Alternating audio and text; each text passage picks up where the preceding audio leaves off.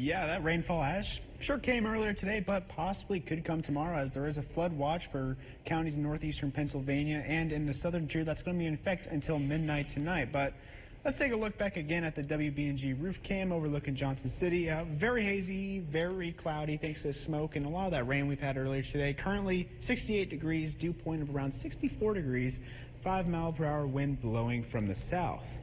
Current satellite and radar, nothing really over in west except for over in Colorado, but just down in the Ohio Valley, some storms. But zooming in over into the southern tier, a lot of those heavy rains that we saw this early afternoon have already pushed all the way over into eastern New York, and we just have a couple of showers that may originate over from the west that will push their way over into Binghamton.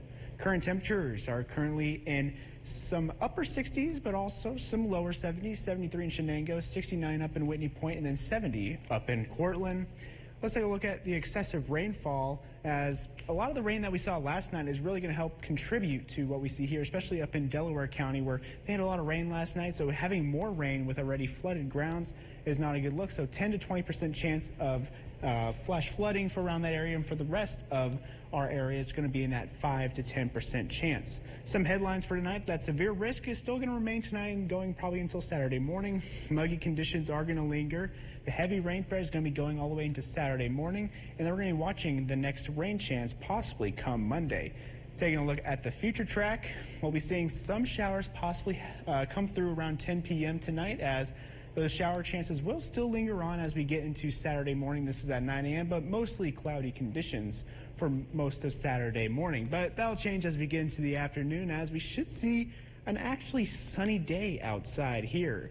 As we keep going through Saturday night into Sunday morning, it's particularly going to be pretty dry. Some clouds are still going to come back in from the south, as this is 8 a.m. and the clouds will start to thicken and probably get mostly cloudy as we get through Sunday evening. But taking a look into Sunday night, Monday morning, another round of storms is possibly going to happen and make a way through the northwest, with more rain chances possible. Let's take a look at the best timing for your chance of precip tonight.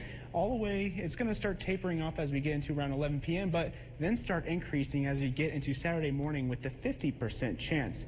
Some total rainfalls, especially over in the western half of the southern tier, only a 1/10 of an inch in Binghamton is projected, but especially over in Delaware County, where we can get places up to 3/4 of an inch and even 1/2 inch of rain. So still quite a lot of rain. Tonight's lows are going to be over in the mid-50s, some low 50s, and upper 40s are possible, but tomorrow looks to be pretty seasonable with mid-50s across the day.